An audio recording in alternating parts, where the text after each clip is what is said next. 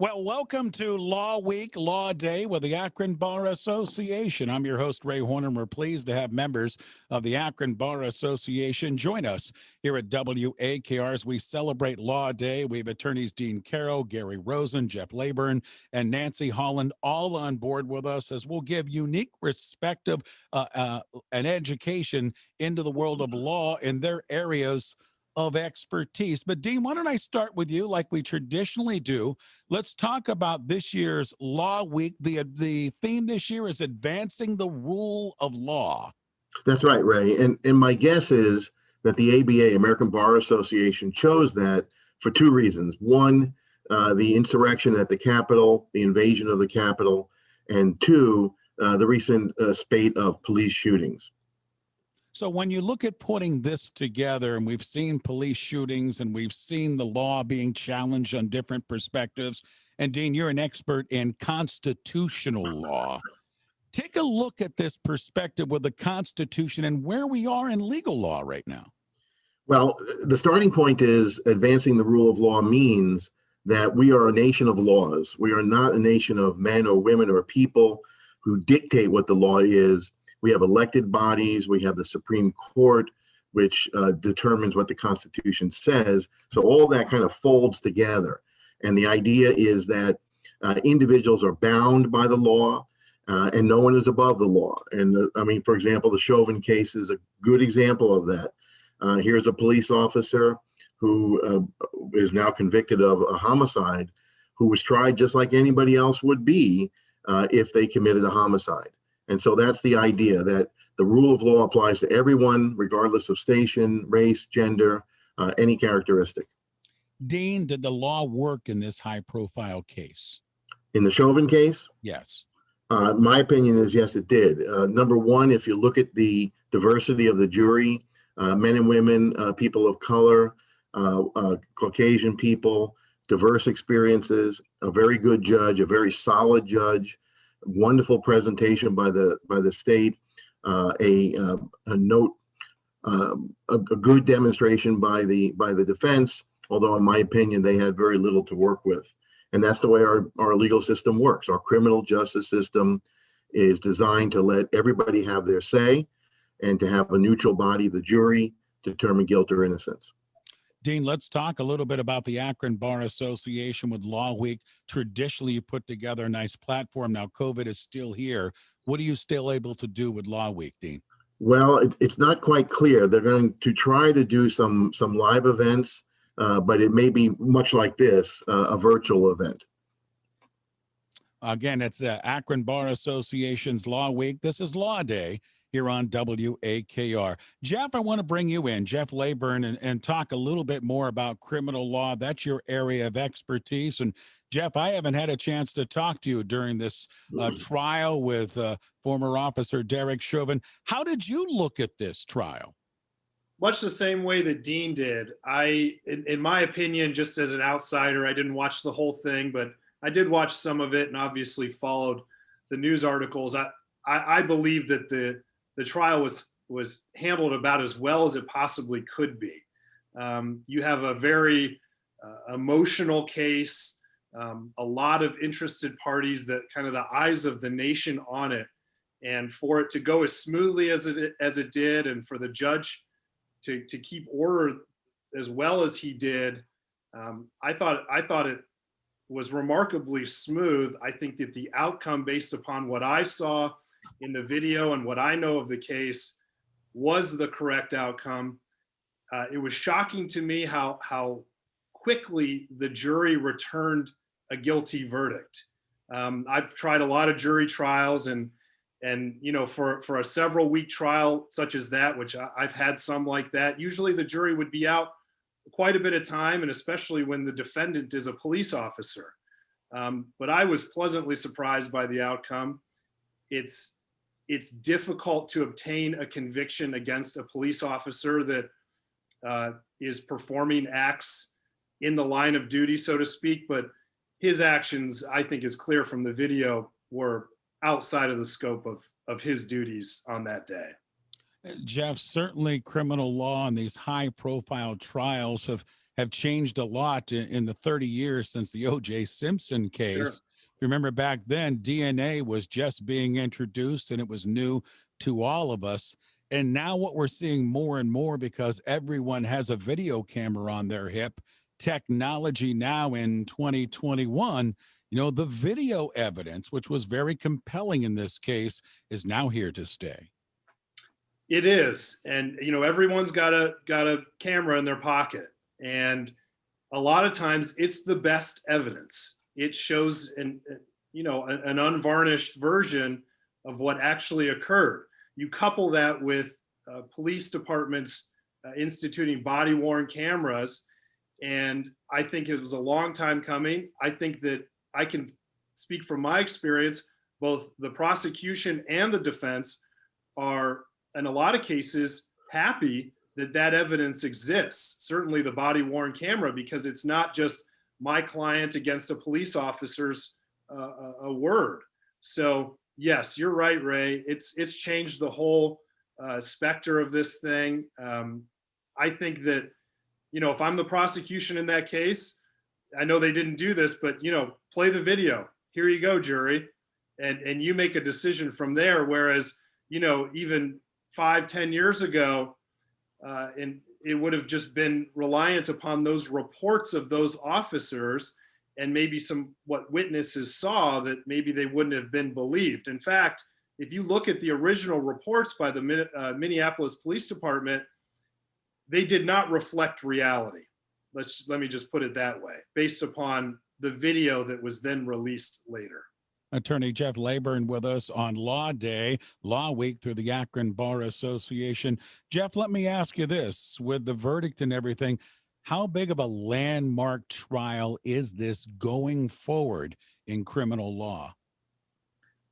I think it's very important. I think it's important in a broader context in that it shows that police officers can be held accountable in certain situations when they've done wrong.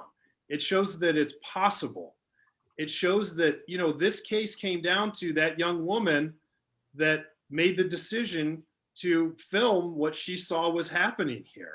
So I think it sets a tone across the country that, police officers are not infallible. The vast majority of them do a fabulous job, and they have thousands and thousands of encounters every year, and nothing bad happens, and that needs to be noted as well.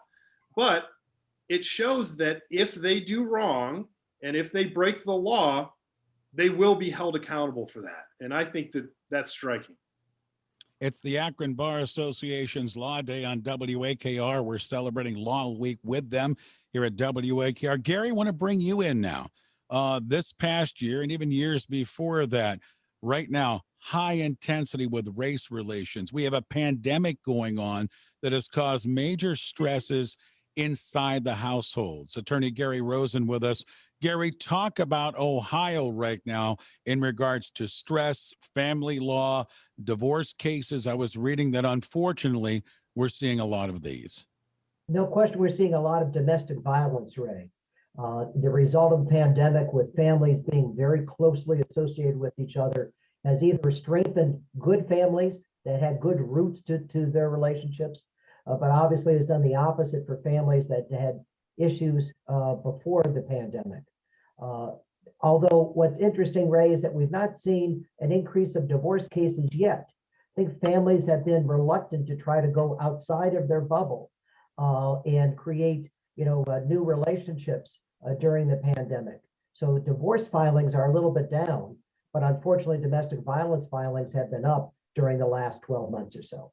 With you certainly handling a lot of family law situations, I imagine take a step back, relax before something goes forward is a constant from your office. Of course, and it's very frequent, Ray, that I speak to a client and then not speak to that client again for 6 months, 2 or 3 years, or perhaps that client never comes back in because it takes a lot of courage to call a lawyer about your family situation. I lose clients in between a phone call and an office conference just because they've lost the courage to follow through. And that's even been exaggerated, I believe, during the pandemic, Ray, where people have greater fears beyond just leaving a spouse. just being out on their own and navigating the pandemic on their own. Unfortunately, divorce does happen. We're talking with attorney Gary Rosen. Gary, each state has their own specific laws pertaining to family law. Re-educate all of us in Ohio. Sure. Ohio has a different set of laws than all the other states. And in fact, we have 88 counties, as everybody knows, and there are judges handling family law cases in each county. And to some extent, how those judges interpret the laws can differ from county to county. So what may be true in Summit County for how we handle certain situations may be a little bit different in Portage County, Medina County, Stark County, because the judges there will give a somewhat different spin to the law. Attorney Gary Rosen with us from the Akron Bar Association. Of course, when we're talking, unfortunately, of a separation of a family, many times you have children involved. Go down that line as far as laws pertaining to that. Well, the courts today, Ray, try to do everything they can for the parties to resolve parenting issues on their own. Even if they're involved in a conflict that are in the courts about financial issues, the courts will try mediation and other means for the parties to figure out parenting. We don't want to have the courts resolve parenting issues. When that happens, then one side perceives itself as being the winner, the other side perceives itself as being a loser, and there's inevitably more and more litigation about the children as time goes on. So everybody associated with the court system, the judges, magistrates, court staff, and the lawyers that work these cases work hard to resolve parenting issues without trials. Yeah, Gary, you've always stressed to me in our conversations, try to sit down and have that meeting at the table before it goes into the courtroom. And I don't know if a lot of people realize that they can really sit down and get a lot of that done. Absolutely. Every way that we can, we try to encourage the parties to speak to each other, to resolve issues. There's a process called a dissolution, Ray, where the parties can approach the court with an agreement, and the court, more often than not, will endorse that agreement, allow the parties to get divorced without litigation. Any way that we can help parties do that is a plus for everyone involved with the system.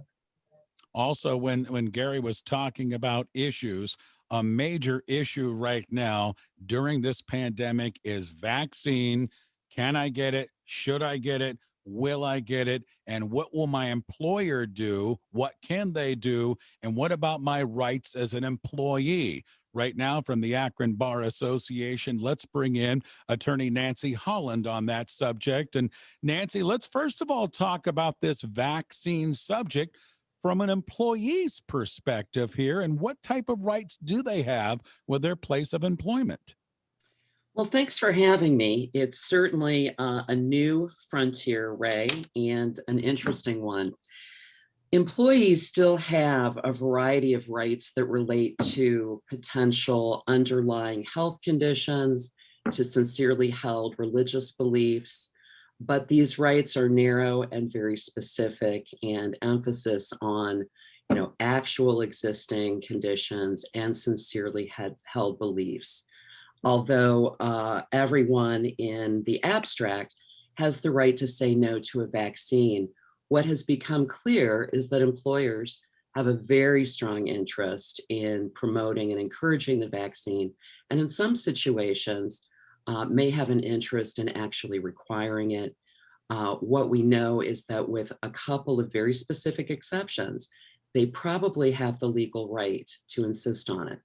So, in the case of an employee who either has a medical condition that they believe or their physicians believe makes receiving the vaccine questionable or dangerous, or an employee who has a sincerely held religious belief that makes receiving the vaccine an issue, the smart money and time is on doing the legwork to support those positions. Legally, from an employee standpoint, then, Nancy, what can they do with their business, large, medium, or small, as far as saying, hey, you need to have a vaccine to come into my building to work? Can they do that or not? Well, again, with the exceptions I mentioned, yes, they can. This is I want to say it's unprecedented, and yet we all know our history, and we're all familiar by now with the idea of the Spanish flu epidemic of 1918. But in modern contemporary times, we've not seen anything really like this. So absolutely, an employer can insist. Now, what we've been saying, we in the employment advising business, is that, well, the expression you may have heard from your grandmother, which is that you can certainly get a lot further with honey than vinegar, and that incentivizing vaccine participation is very wise. There are employers who are offering additional PTO for taking the time to go and receive the vaccine, any time off that's necessary after the vaccine. This is wise. There may be other ways to incentivize and encourage. I think that there are some really good information campaigns that have been launched recently that are going to assist this. And I think smart employers are supporting those education efforts to let people know this is safe, that actually you have a better chance of being struck by lightning while crossing an 8-lane highway, okay, or something to that effect, than experience any kind of adverse effect from a vaccine. Attorney Nancy Holland with us at WAKR. It's Law Week with the Akron Bar Association. On the other perspective, the employee really has to watch guidelines pertaining to safety protocol inside their business, with the possibility of someone, it's tough to trace, of someone getting COVID-19 inside their businesses. Have you seen much in this storyline, Nancy? I have not. There is a great deal of concern on both sides of the equation. Employers are concerned about their customers and about their employees. Employees obviously are concerned about what they are exposed to during their workday and what they may be bringing home to their families. So far, and I'm knocking wood, I've not seen this actually materialize into concerns about workplace exposure on either side. May that continue to be so. I like to think that in our community, in this part of the world, that we're a kind and considerate group of people. I feel that the level of vaccine participation has been, higher than in other parts of the country. And I feel that the employers that I've worked with in this area have been very conscientious. Also with us, as you heard us talk to him moments ago, is attorney Gary Rosen with the Akron Bar Association. And Gary, during these pandemic times as well, there have been career changes, there have been job losses, there have been job gains, which means maybe some family members might not have as much income to give to a former spouse for childcare, for alimony and such. Gary, what goes into that dollar figure and how can that be changed? Well, first, someone needs to file a motion with the court. The court is not going to change child support or spousal support unless they're notified that there's what we call a change of financial circumstances. And generally speaking, the court needs to see that there's going to be a 10% change with what the support number had been previously. So if someone is experiencing that type of job loss or reduction of income, they need to see their lawyer and they need to file a motion with the court. Is there a timeline in regards to that, Gary, where it's so many months or so many weeks, or is it just showing some documents that here is now my current financial situation? They'll need to show the current situation, but understand, Ray, it can be retroactive to when the motion is filed. So if there is that type of situation, if there's a job loss, someone should file that motion right away, because that could be retroactive to the day that motion's filed, and they'll get relief going back the few months that it may take the court to hear the case. Let's bring back in attorney Jeff Laybourne with us, who is an expert in criminal law. And Jeff, what I wanted to talk to you about in regards to the pandemic, how has the world of criminal law changed in the last 12 to 14 months, with many courtrooms being closed, difficult to have the sit-down conversations with many clients? Talk about it from that perspective. Everything's been turned on its head, Ray. When it first hit back in March of 2020, all the courts were shut down. The courts were not familiar with doing things via Zoom. or by video conferencing. People were afraid to leave their homes to come meet with us or go to court. I can tell you that even the police were, not arresting as many individuals, and people with less serious charges were being released from, pre-trial detention from a jail for fear of contracting the virus. Over the last year, I can tell you that my practice has changed dramatically, in that the vast majority of my court appearances now are like this. They'll be via video. Now, not trials or very, very serious hearings on serious cases, but the day-to-day operation of the courts have gone video for the time being. And I think that some of that will continue in the future, even after the courthouses open back up. How difficult is that to put together a case strictly by going by Zoom video and not able to sit down with those one-on-one conversations? It's different. It presents its own challenges. I can tell you that there are some good aspects of it. Sometimes, you don't need to drag the lawyers and clients down to the courthouse and park and just to ask for more time or to work on some documentation. So that part of it has been good, and I hope that sticks around. But you're right, Ray. There are certain aspects in particular hearings where I think it would benefit all the parties if everyone's face to face and you can see a particular witness testifying and how they're testifying and what they're doing with their hands and if their leg is shaking, and just those little cues that we have as human beings to determine whether someone's being truthful. I'd like for those types of hearings to continue in person. I'm going to bring back in Attorney Nancy Holland with us on WAKR, an expert in employment law. And Nancy, a lot of people now working away from the workplace, and there's good and bad in regards to that. But you and I have talked through the years about harassment inside the workplace. I imagine a lot of those cases in the last 12 months have gone or have dried up, I imagine, with so many people now doing the Zoom conferencing and working from home. That's very true. What we see here now is that many workers are operating as we are this morning: Zoom conferencing, telephone conferencing, emails, Slack groups, WhatsApp groups. These are alternative methods of communicating to the usual workplace, water cooler, coffee machine, interactive places. So to be rather blunt about it, there are no longer these opportunities for one-on-one confrontations and interactions. In regards to that, though, Nancy, I wanted to bring this up with you this morning. Many emails being sent out where still some words, if they're worded wrong or put in a wrong dialect, could mean harassment to some employee where they're just communicating by way of words and emails. And I was wondering if you've seen any of that. That's been around as long as we've had email, in my experience. There are always issues with how we communicate, how we speak to one another. What's different about an email is that it exists theoretically forever.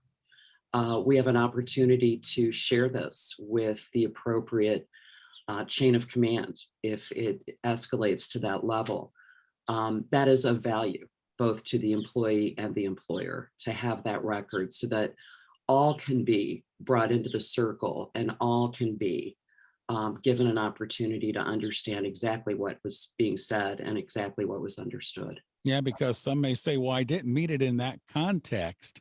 That's why I'm saying you're better off, right, Nancy, to be safe and sorry in choosing your words. Absolutely. Absolutely. There's an old saying that actually dates back to, the dawn of email communication, something to the effect of, if you wouldn't put it on a billboard, don't put it in social media, don't put it in an email. Now, obviously, our electronic communications have become really the backbone to most business operations, but the same provisos still go. This is a communication that will exist forever. So we want to choose our words carefully. We want to really strive to be effective, clear communicators. And we want to really understand who we're talking to and how we're speaking and maintain that level of respect and understanding of other people's perspectives. This has been a wonderful roundtable educational discussion in the world, the various worlds of law, from employment to criminal to family law. I want to bring Dean Carro back in here right now with the Akron Bar Association. Dean, why don't we wrap this up by talking about the Akron Bar Association's commitment to education of the law in Akron and Summit County? Sure, Ray. The Akron Bar Association is a professional organization, but it is voluntary. So all the people you have here choose to be members of the Bar Association. The Bar Association promotes a variety of activities for the community, ask a lawyer events, bar referral events, and also pro bono. Many lawyers provide services for free to those people who otherwise could not afford counsel. And every one of the people on this virtual meeting has done that. In fact, Gary, for example, was a city prosecutor, so served in a public setting, and others have done similar things in pro bono settings. Before we end this discussion for Law Week with the Akron Bar Association, Gary and Jeff, Nancy, Dean, we've probably touched a lot of people who some area said, I didn't know that, or I should reach out. How about the number, the easiest way to reach out to the Akron Bar Association, Dean? I believe it's 253-5007. Okay, that's the easiest way. Gary Rosen, Jeff Laybourne, Nancy Holland, of course, Dean Carro, thank you for being part of this Law Week, Law Day presentation from WAKR and the Akron Bar Association. Thank you again for all of your time today. Thank you, Ray. Thanks, Ray. Nice to be here. That was great. Job well done. I would say, Ray, to Nancy's point about being able to compel, we've had problems like this in the past. In the 18th and 19th century, smallpox, and there's a U.S. Supreme Court case that says that a city can compel vaccinations. There was a ship landing in a port, and the Supreme Court held they could compel it. Wow. And the difference would be when the polio vaccines were accepted, church bells rang out across this country. Church bells rang out, celebrating the fact. Wow. And that's quite different from the way it is today. Okay, so you guys will hear all the audio on Monday. The video is all set. It will be cut up and ready to launch Monday morning at 7 a.m. Tony will do a great job with that. Thank you guys. Thank you, Ray. Thank you, Ray. Thanks, Thank you. Ray. Nice to see you, Nancy. Good to see